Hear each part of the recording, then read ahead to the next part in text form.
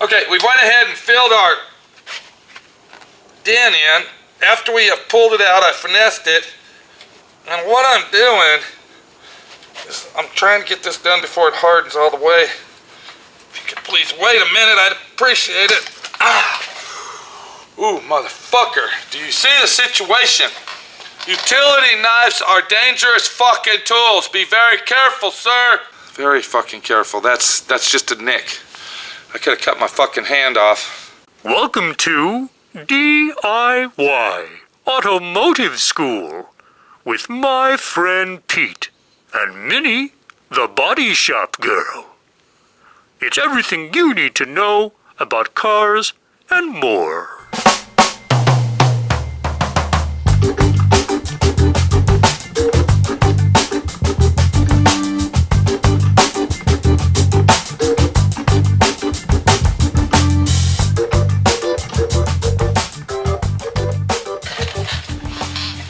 Okay, what I'm doing here, besides bleeding to death,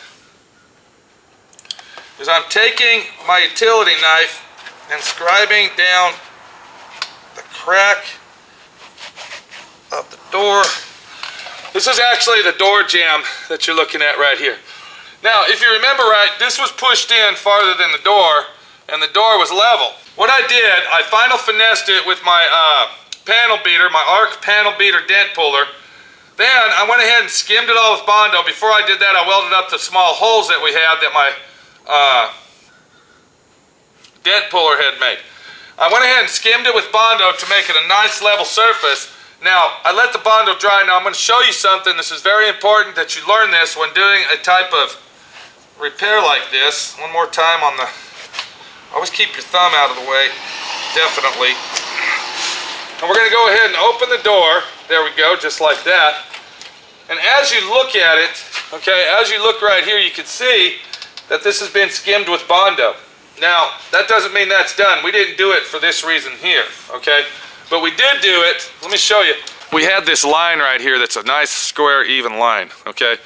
But when we pushed this in, okay, when our dent was pushed in, it caved all the door jamb in. Now we pulled it out with our four-finger puller that is an accessory for our panel beater. I'm trying to keep up here, okay? I need to get this fucking job done. Don't fucking piss me off, okay? You don't want to piss the hand off because the hand might do that to you, and we don't want that. All right? So I went ahead and pulled that out. Now, what I need to do to get this corner back straight, okay, even though I pulled all that out, that still was an imperfection. And what I need to do is I need to fill that area in and work it out, see?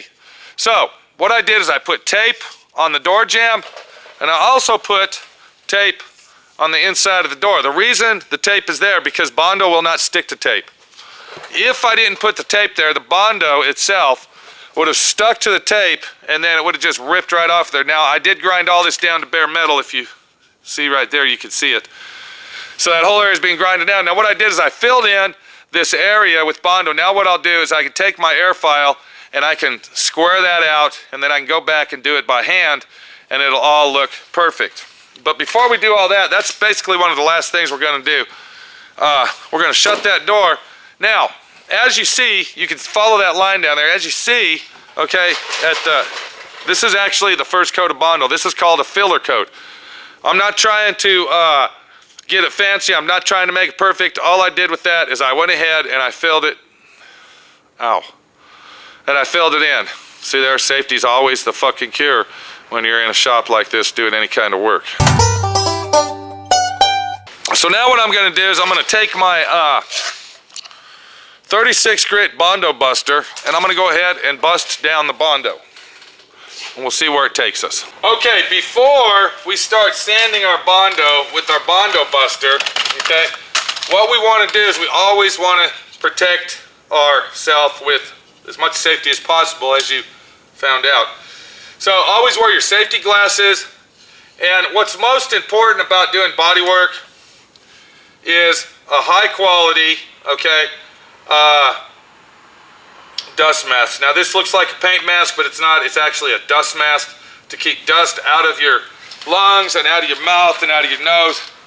And it's made by 3M, okay? It's let's see, what number is it? I believe it's a P100, I don't know. Go to your local paint and body shop store, tell them you want the dust mask, the 3M dust mask that has the pink filters.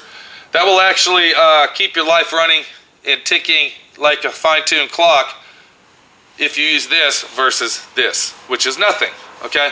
So, always remember to use a good dust mask, not the dust masks that are paper, okay? Paper dust masks are bullshit and they don't work. Paper dust masks are actually for house painting and hand sanding around your molding in your house after you put the wood filler in it, blah, blah, blah. If you're gonna do any kind of automotive work, get a professional dust mask. That mask costs approximately $18. Well worth it. It'll last you a long time. And it fits very well. Don't fuck around with your health. It's not worth it. A car is not worth dying for. So we will go ahead and proceed to sand our Bondo and bust it down with our Bondo Buster.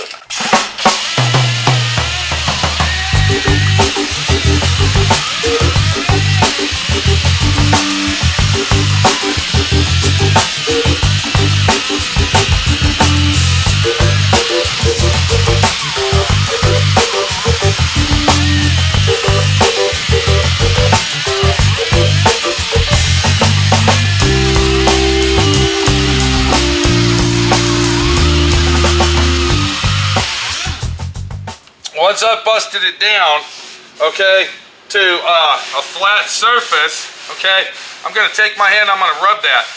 Now, I noticed that there's a low spot right in here still. That's what the dark areas are. That's where the Bondo didn't get hit, okay? And also, the fender swoops out like this, okay? And I also noticed I got some little spots here. What those are high spots, but we're not going to worry about those right now because this is only our first coat of Bondo. So, now we have actually made our door jamb, okay? If you look right here, you can see that our door jamb is actually flush all the way across, okay? And what I'm going to do now, I'm going to take my air file, and I'll go over there with my air file. I'll air file it down the best I can. I'm not going to sand this yet. I'm going to leave that like that. That way, it'll keep from Bondo getting in, and then all I'll have to do is barely pop it off, and it'll pop out. So I'm going to go ahead and skim that again, okay? And we'll see where we get from there. Once again, this video is really not about how to lay your Bondo. It's really not about feathering your Bondo out and sanding it, even though I'm showing you that, okay? The video is basically about pulling a dent out in the door jamb area here, okay? And fixing the door jamb area where it's all perfect and original and you never can tell that the dent was there. So I'm going to take my air file, okay, this is a high-speed industrial use Viking brand air file. A lot of people don't like them, and a lot of people do. This is the best air file that I have ever owned. Blah, blah, blah, blah, blah. I've used them all. Yes, I have. I don't give a fuck what you say. Okay, I have. And this is the best one that you can use. Okay, I'm going to go over this one time, then I'll come back, put my other coat of Bondo on it, and we'll see what it looks like. Look what I fucking almost forgot. Look at that. Do you see that? Dust mask.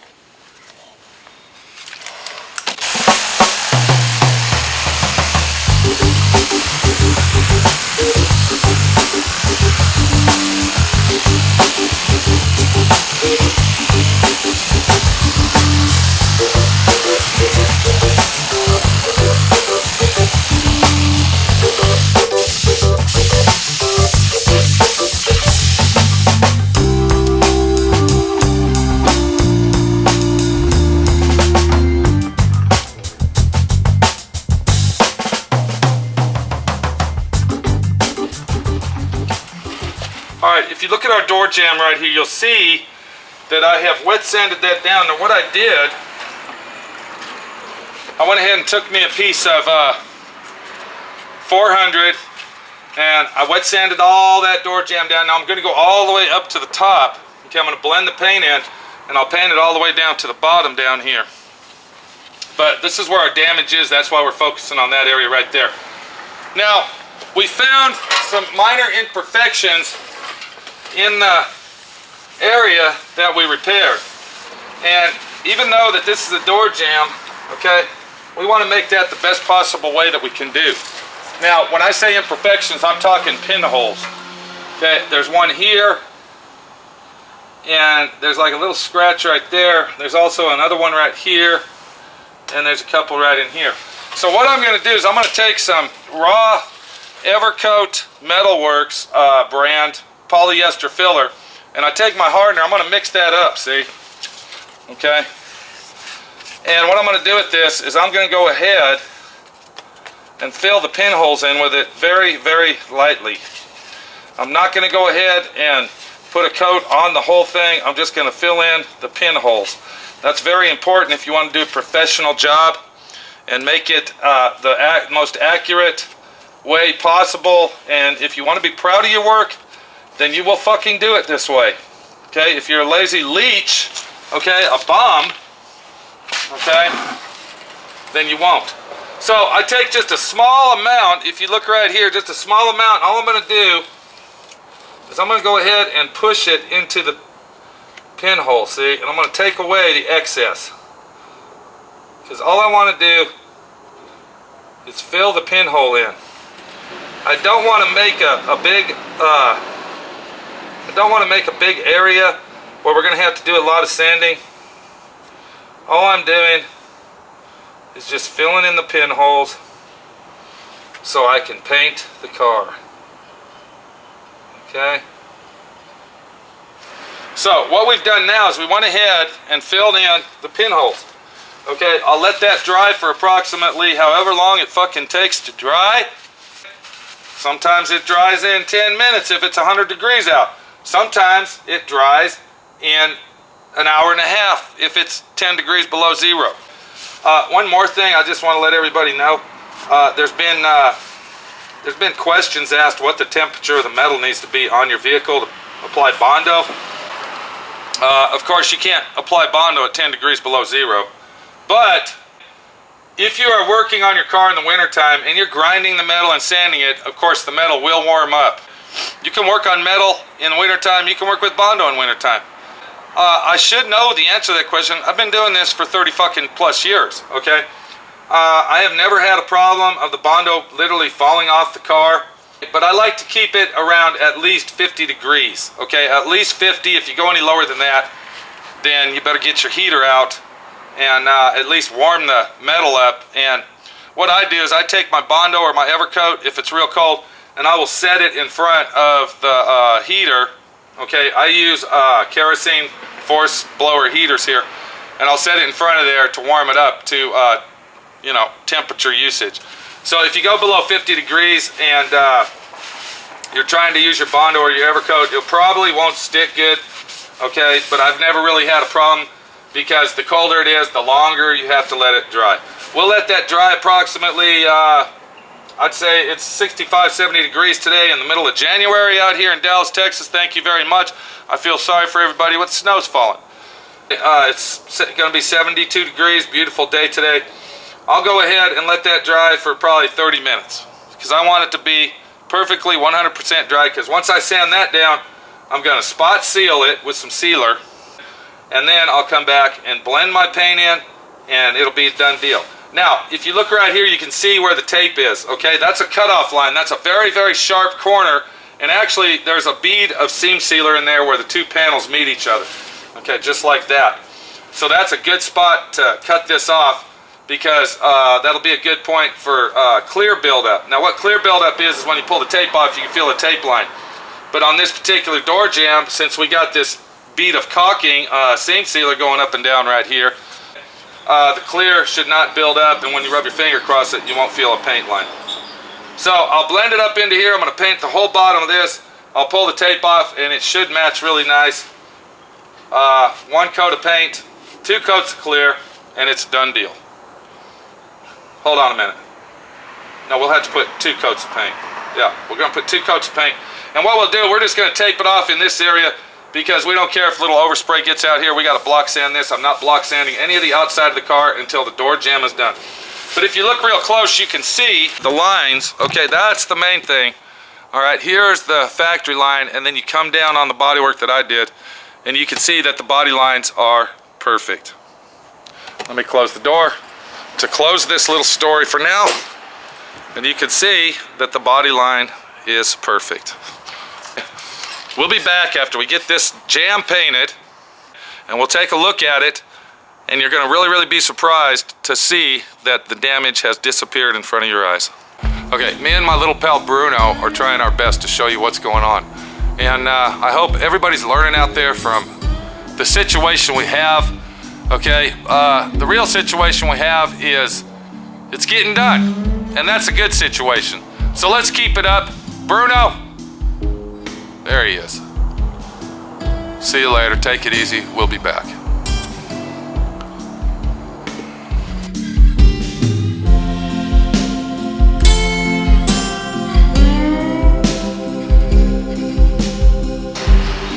Hey, this is Pete. We just got done painting our door jamb on our little Mini Cooper. Now, I wanted to show you the paint that I used for that. What I use is PPG DBC paint. Now, if you're painting a factory original color like the car that we're doing, and you might think that the customer might be a little bit on the picky side, don't skim on your paint supplies, because there is a difference. Even though some paint supplies are good paint supplies, it's better not to skim when you want a quality job. So what you're looking at right there, that's called Deltron, okay?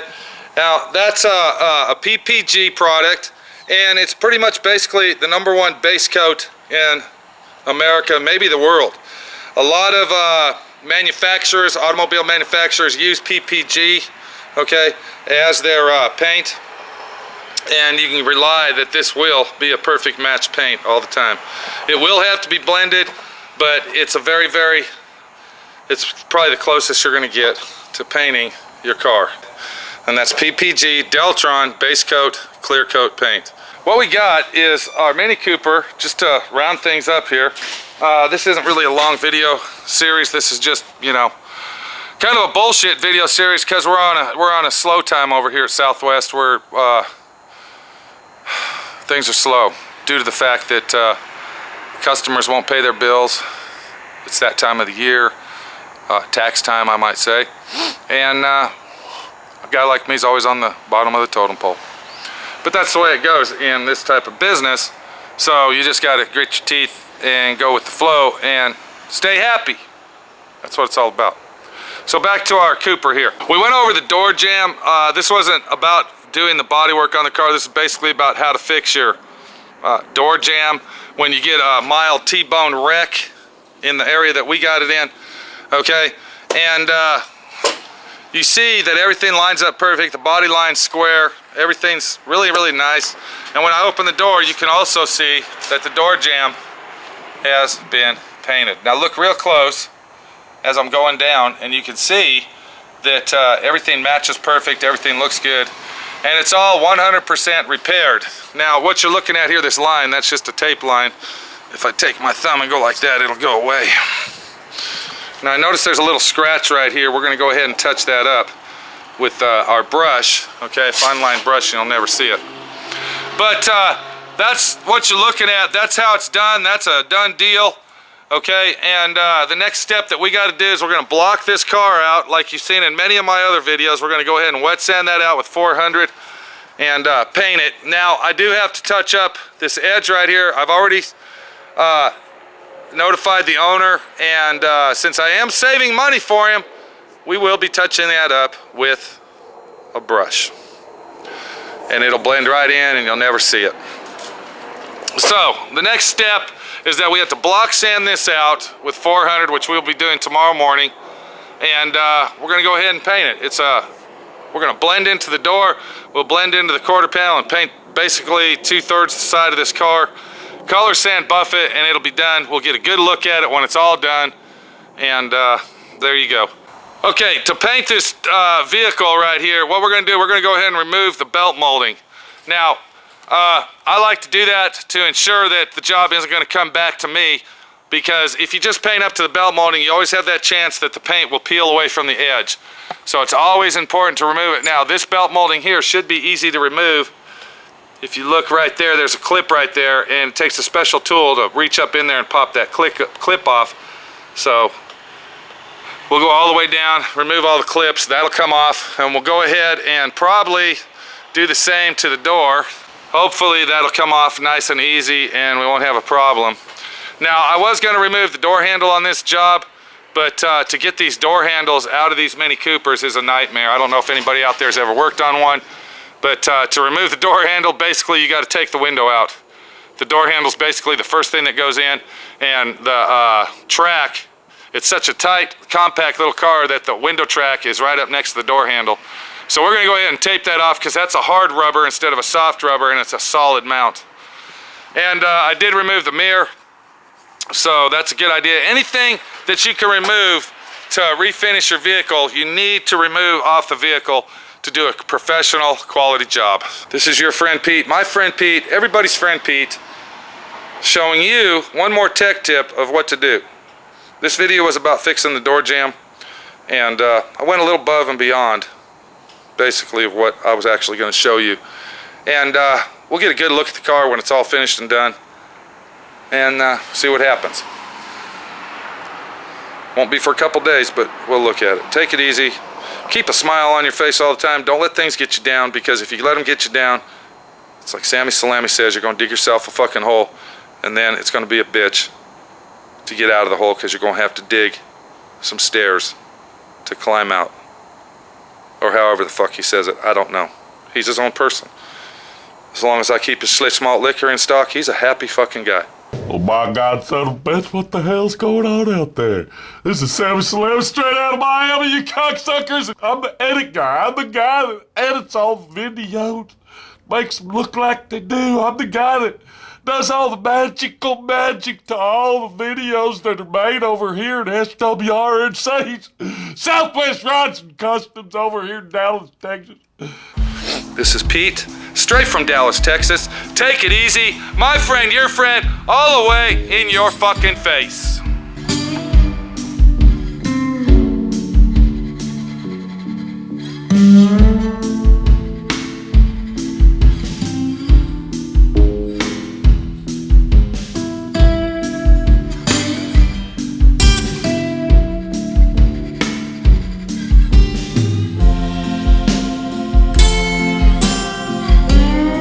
Thanks for watching D.I.Y. Automotive School.